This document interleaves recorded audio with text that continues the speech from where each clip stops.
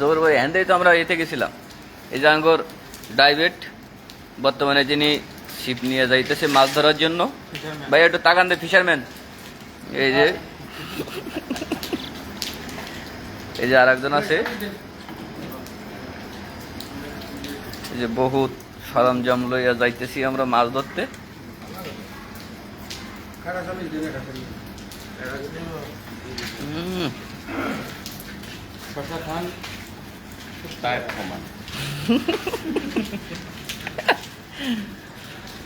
এই যে এটা হচ্ছে মালয়েশিয়া, সিঙ্গাপুর। এইখান থেকে সবাই